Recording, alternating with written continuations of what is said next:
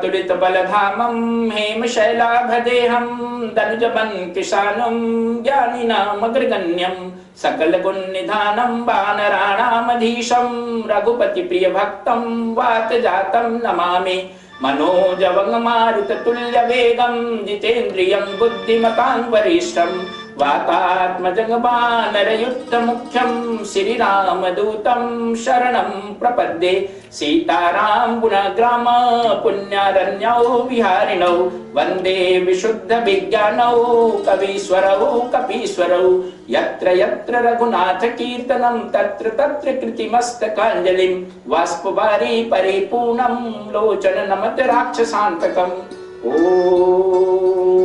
ब्रह्मानन्दं परम सुखदं केवलं ज्ञानमूर्तिं द्वन्द्वातीतं गगनसदृशं तत्त्वमस्यादिलक्ष्यम् एकं नित्यं विमलमचलं सर्वधी साक्षिभूतं भावातीतं त्रिगुणरहितं सद्गुरुं तं नमामि सद्गुरुं तं नमामि सद्गुरुं तं नमामि। ओम शांति शांति शांति।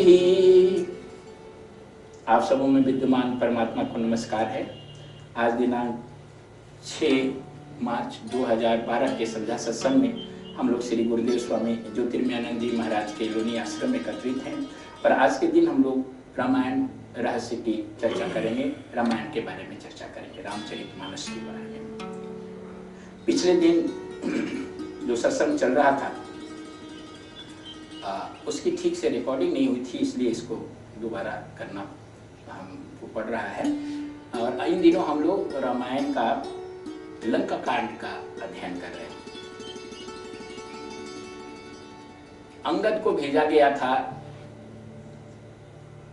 शांति दूत के तौर पर रावण के दरबार में, और जब वहां से वो लौट के आया और बताया कि रावण बिना युद्ध किए नहीं मानेगा, युद्ध निश्चित है, तब श्री रामचंद्र जो थे वो अपने सेनापतियों के साथ युद्ध की तैयारी, उसकी नीतियों पर, उसके कैसे युद्ध हो, इस पर विचार करने लगे।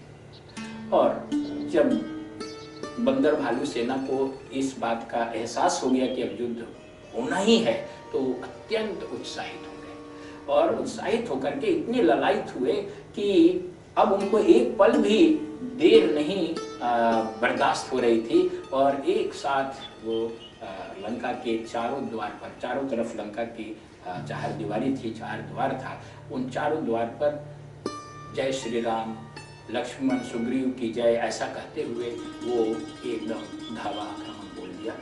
और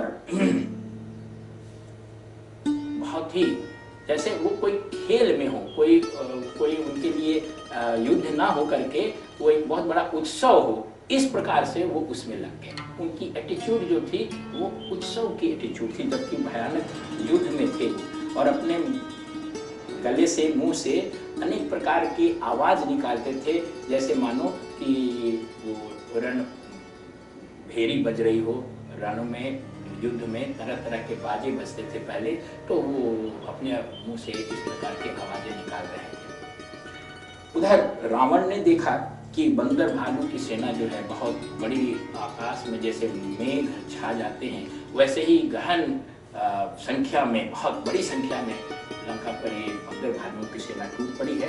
तो उन्होंने अपने असुर सैनिकों को बहुत प्रोत्साहित करते हुए कहा कि देखो, तुम लोगों का यहाँ युद्ध नहीं करना है, यहाँ पर तो तुम्हारे लिए आहार है, तुम जिस चीज को खाते हो ये तुम्हारे सामने आ रहे हैं, इसलिए इनको पकड़ पकड़ के खाना शुरू कर दो, तुम्हें युद्ध क्या करना है, दावत उड़ानी है, और इस प्रकार से इन पर टूट पड़ो।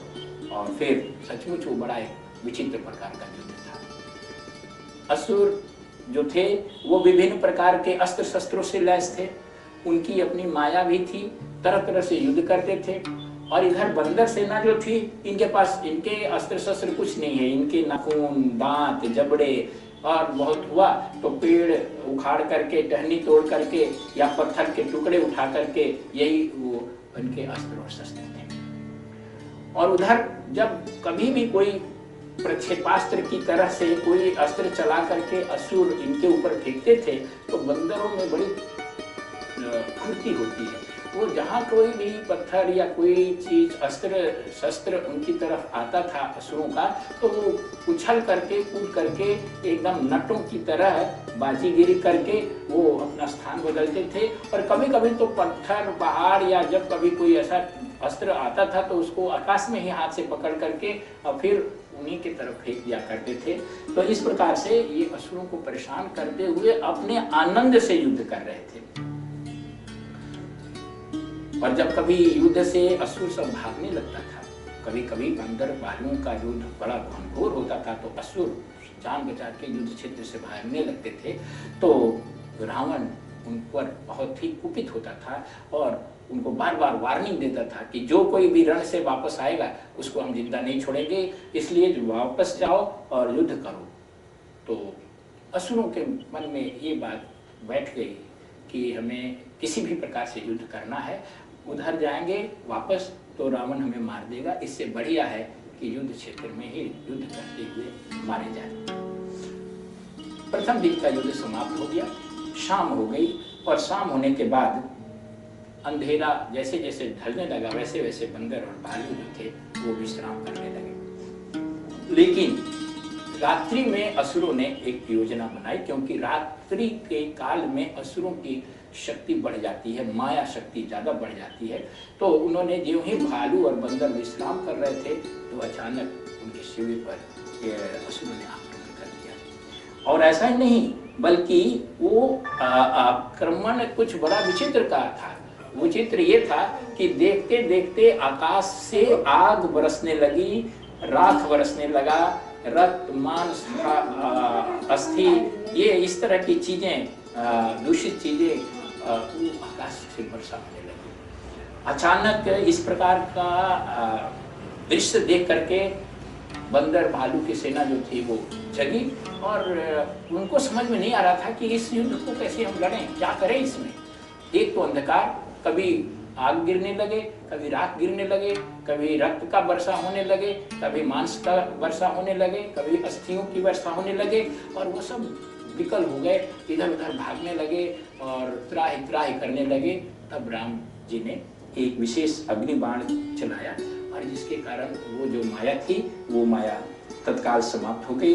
और फिर हनुमान, अंगद इस तरह के कुछ सेनापतियों के नेतृत्व में बंदर भालुओं ने राक्षसों पर फिर से आक्रमण किया और भारी संख्या में उन्हें नष्ट कर दिया। असुर डर करके जब भाग गए तो रात्रि का वो युद्ध थम गया। फिर जितने भी बंदर भालू थे वो बंदर भालू जो घायल हो गए थे वो सब फिर शिविर में आए और उन सब लोगों को रामचंद्र ने अपने स्नेह और प्रेममयी दृष्टि से देखा और उनकी दृष्टि से देखते ही उन सब के घाव जो थे, चोट थे, वो सब भर गए और इस प्रकार वो थोड़ी देर में अपने शांत और आनंदमय निद्रा में सो गए। ये रोज दिन होता था, रोज दिन शाम को रात्रि के समय में युद्ध करने के बाद ये बंदर भालू आते थे, रामचंद्र जी देखते थे और फिर उनके घाव जो है वैसे भर जाते थे और अगले दिन के लिए वो दुने उत्साह से फिर युद्ध करने लगते थे। ये यहाँ तक की जो कथा है, इस कथा के बीच में यहाँ तक की कथा को हम लोग थोड़ा सा रहस्यात्मक दृष्टि से, प्रतीकात्मक दृष्टि से देखें कि ये क्या बताती है, ये क्या कहती है। सबसे पहली बात ये है कि रावण जो था वो क्रोध से अपने राक्षसों को डराता था कि तुम युद्ध नहीं करोगे तो यहाँ आओगे, भाग के आओगे तो मार दिए जाओगे।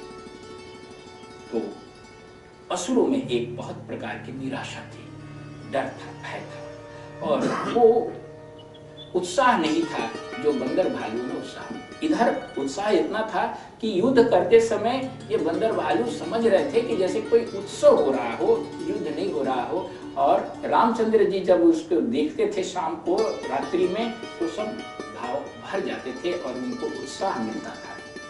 साधक के जीवन में भी ऐसे ही बात होती रहती है।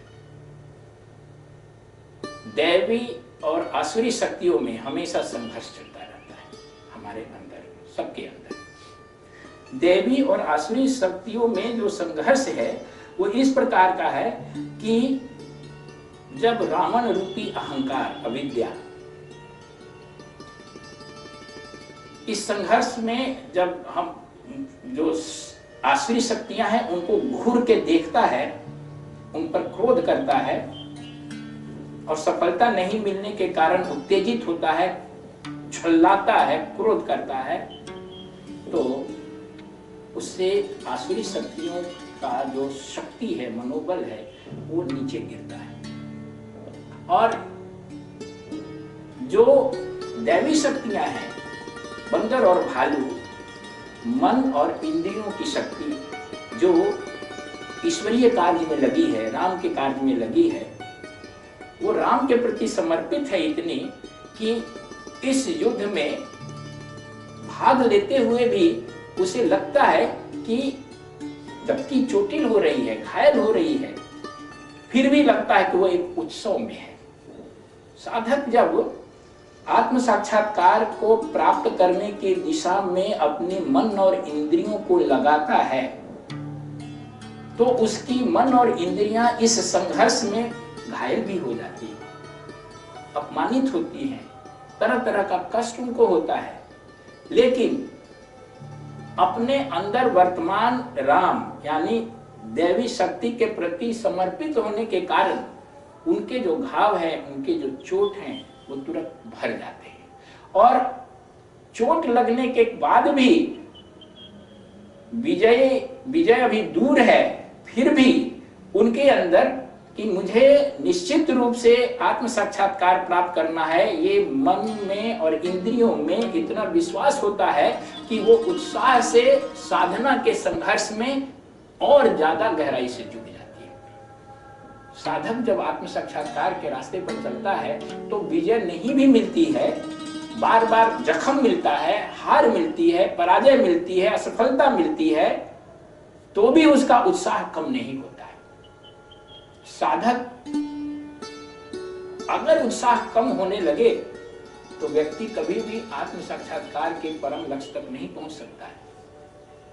उत्साह इसलिए बनाए रखने की जरूरत है, लेकिन उत्साह तब बना रहेगा, कब बना रहेगा, उसके चोट कब भरेंगे, वो तब जबकि राम के सामने वो बंदर और भालू विनीत भाव से चले जाते थे। रोज दिन, प्रतिदिन युद्ध दिन भर करते थे और रात को दिन भर आप जीवन का संग्राम कीजिए। ये जीवन भी एक संग्राम है। सुबह से शाम तक लड़ते रहिए, कभी किसी कारण से, कभी किसी कारण से संघर्ष हो रहा है, युद्ध हो रहा है, लेकिन शाम के समय कभी थोड़ा समय निकाल के उस राम यानी ईश्वर के प्रति अपने आप को छोड़ दीजिए, बैठा दीजिए अपने सामने।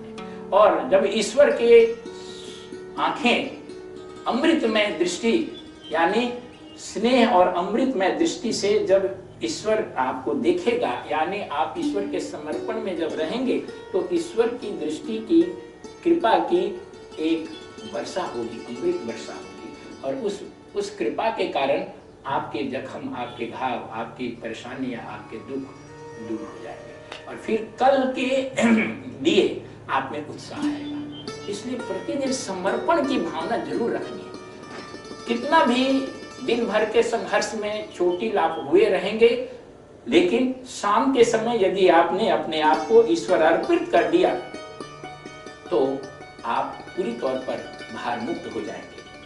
अज्ञान के अंधकार में जब आप जीवन की समस्याओं को अंधकार के दृष्टि से देखते हैं, अहंकार की दृष्टि से देखते हैं, तो समस्याएं बढ़ी हुई लगती हैं। जैसे आपके जीवन में बहुत समस्या हो सकती है, हर व्यक्ति की अलग अलग समस्या हो सकती है, लेकिन यदि आप अहंकारिक परिप्रेक्ष्य में उन समस्याओं को देखेंगे तो आप अपने आप को बहुत दुखी पाएंगे, आपकी समस्या बहुत बड़ी होगी।